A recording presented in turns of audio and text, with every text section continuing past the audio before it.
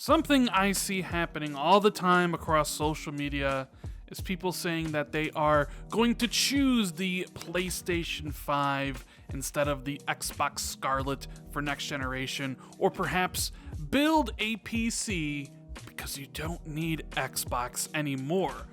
You know, people ask me all the time, how do I feel about this? Do I see an exodus of Xbox hardcore gamers switching platforms for next generation? And I wanted to talk a little bit about it.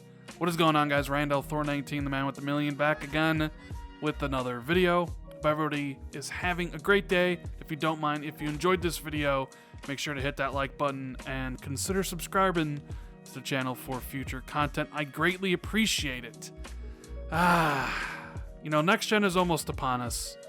And with a new generation comes choice. The perhaps desire to either stay with the current platform you're on or switch to another one.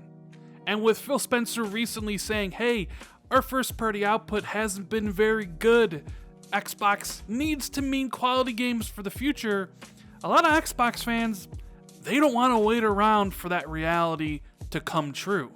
It's pretty much, what have you done for me lately? And for a lot of Xbox hardcore gamers, the reality is, Xbox hasn't done much for them these past few years.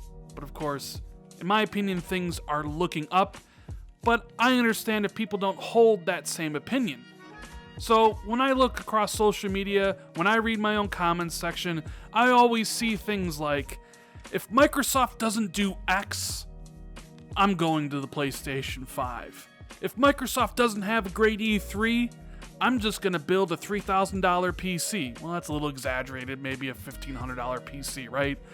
You know, if Microsoft doesn't do what I want, then I'm going to leave. If this game isn't great, then I'm going to get the PlayStation instead of Xbox. These are, of course, threats, because people want Xbox to be great. They want reasons to invest in Xbox. They want to feel like they're a priority to Microsoft. They want to feel catered to. And I understand that. And a lot of the talk recently from Microsoft, you know, from Phil and Kareem Chowdhury and stuff, they are talking more about xCloud recently than they are about console players. And some console players, you know, they feel turned off by that, especially when you have crossplay in titles like Gears and Sea of Thieves, where you can turn some things off and you can't turn crossplay off for some things. A lot of console players feel like second-class citizens, and they feel that Sony is, you know, making the hardcore gamer a priority for them, like the priority, while Microsoft kind of has all these different eggs in many different baskets. You know, you got some in the console business for the hardcore, but you have a lot of other eggs on the PC side. You know, not only with your own Windows 10 store, but with Steam. And then, of course, there is xCloud, the ability to stream games to mobile devices. So you have all of these things going on, and it makes the console gamer feel less important when you have, on the flip side, Sony saying, potentially doing everything right. So the grass looks greener. You know, but in reality, when I kind of look at all these different things, it comes down to one thing: exclusives. Sony is putting out, you know, what a lot of people would call bangers. You have Death Stranding coming out at the end of the year, Last of Us, Ghost of Tsushima coming next year. They've had a good last couple years with Horizon Zero Dawn and God of War and Spider-Man. But it's not so much that, it's that the Xbox games, by Phil's own admission, haven't been great, and they're not exclusive to the Xbox console. People really get upset with the idea that, you know what, I can play these Xbox games on PC, which is true. And you know what? This is going to come to a shock to most people. Well, not if you're listening to this channel, but there has been more time this generation that there haven't been Xbox exclusives than there was Xbox exclusives. Let me just nail this point home for the people that are constantly saying Xbox needs exclusives. The consoles need exclusives. There hasn't been an exclusive for the Xbox console since Halo 5 Guardians back in 2015. Everything since 2016 and on, and that's Quantum Break, Gears 4, ReCore, Forza Horizons, every game that came out in 2017, 2018, and 2019 are essentially on the PC. I know a lot of people do mental gymnastics to try to hand wave that away and say, no, it's still exclusive to Xbox and Microsoft because it's Windows 10. But no, there hasn't been an exclusive since 2015, and there will never be another exclusive for the Xbox console. They'll be on streaming on mobile devices via xCloud. They're going to be on Windows 10 PC, and they're going to be on Steam. So if that really bothers you, if you need a console to have exclusives, then honestly, Xbox isn't for you, and you should probably think about getting another system, quite frankly. That is just the God's honest truth. If that is a sticking point, then it's something that has been long gone with Xbox. Then, of course, there's the scenario about PC. And this all ties back into people leaving to PlayStation or PC. You see the game that's currently running, it's Last of Us Part 2. People are going to buy the PlayStation 4 to experience Last of Us 2. People are going to buy the PlayStation 5 to experience the sequel to God of War, and the sequel to Spider-Man, and the sequel to Horizon Zero Dawn. Right? And you are going to need to buy a PlayStation 5 to experience that game. So if you want to, play those games, there's only one game in town, and that's the PlayStation 5. Xbox is doing something different, and that kind of confuses and upsets a lot of people. You have Phil Spencer saying that we don't need to sell a console to someone who already has an Xbox One, right? That if you want to, you can play all of our games on PC. It's a different strategy, one that really hasn't been done before, and definitely counter to the one that Nintendo and Sony use right now. Microsoft says, we just want you playing our games wherever you are. We don't care. Sony and Nintendo says, you want to play Zelda? There's only one place for it, and that's the Switch. You want to play Last of Us Part 2 or Naughty Dog's new IP? There's one place. So a lot of people, because of that, feel that Xbox doesn't have their interest in heart. That they're chasing after the PC crowd. They're chasing after the mobile crowd. That they're third-class citizens. They have to pay for Xbox Live Gold and nobody else has to. And there's nothing I can really say to that. Xbox kind of has brought this upon themselves. Phil says, hey, the games aren't that good. We're working on it. We're buying these studios. We're investing. We're hiring developers. But the simple fact of the matter is, you don't have to buy Xbox Scarlett to experience the best of Xbox going forward.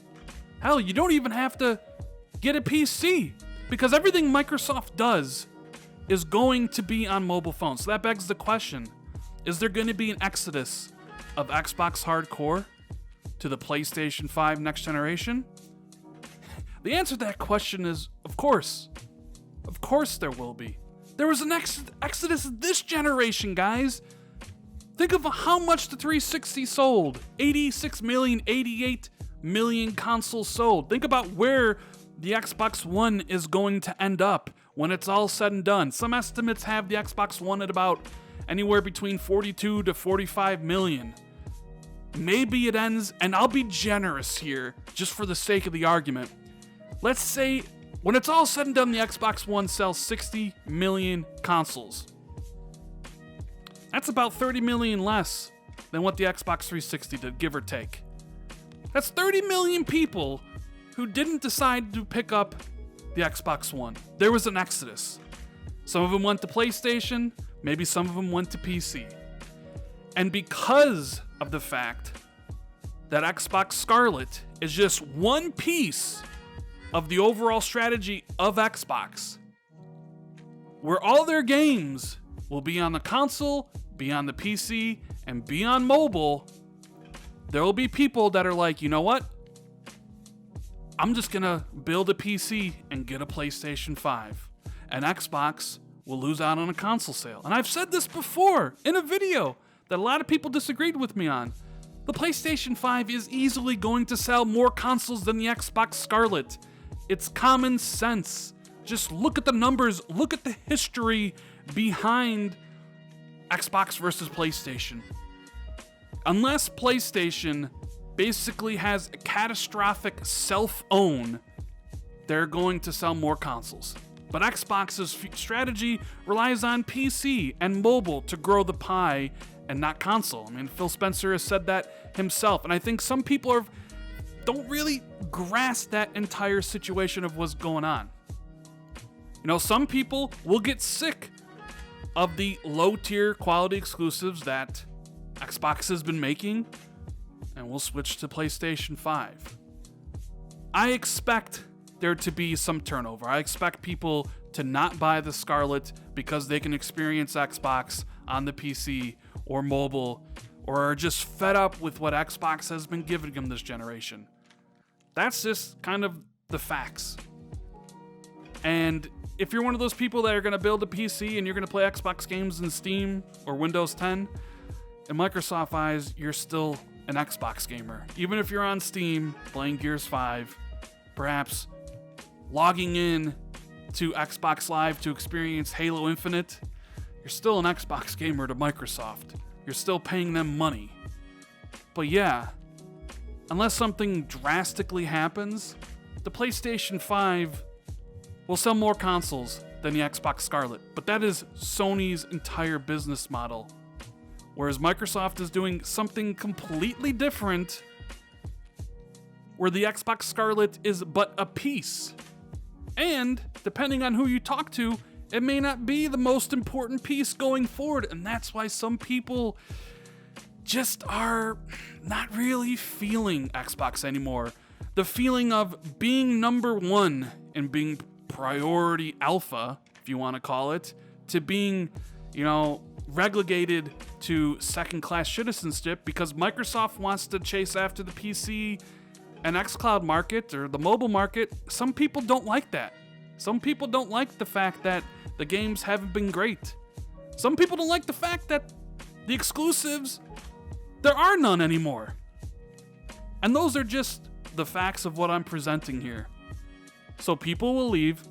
Will it be a large amount? I doubt it. Because at the end of the day, when you look at Twitter and you look at YouTube and you look at the social sphere, you look at the community of gamers that actually talk here on my channel, but then elsewhere in other channels that are very similar, it's like 0.0001%. You have PlayStation at 100 million sold, Xbox One 40 million, but then 70 million some odd, Xbox Live users. I have 28,000 subscribers. That's nothing in the grand scheme of things. Maybe there's 500 people talking about this stuff on Twitter. At the end of the day, that's nothing. That's less than nothing. What's really gonna happen is, what's the price point gonna be? Is one more powerful than the other? Is one more expensive than the other? And where are my friends buying this console at? They'll choose a PlayStation 5 if their friends are getting a PlayStation 5 for Call of Duty or Fortnite or what have you. So yeah, people will leave. They'll leave for their own reasons, whether it be the exclusives or the fact that you can play it on PC. But it's not as big as you would think, judging from all the commotion on social media. Sorry for the rambling video. I had a lot to say about this, but if you enjoyed it, make sure you hit that like button. Leave me a comment below about what you think about all this. Hit the subscribe button if you're new. Share this out on social media. And hit that notification bell if you always want to be notified immediately when I drop a new video.